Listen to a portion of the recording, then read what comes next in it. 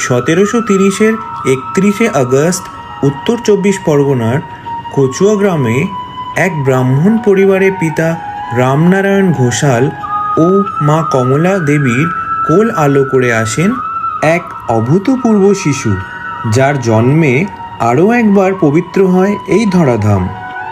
এই ছোট্ট শিশুই হলেন আমাদের বাবা লোকনাথ ব্রহ্মচারী, যিনি ছিলেন স্বয়ং মহাদেবের অংশ। আজ লোকনাথ বাবার 133তম তিরোধান বা প্রয়াণ দিবস।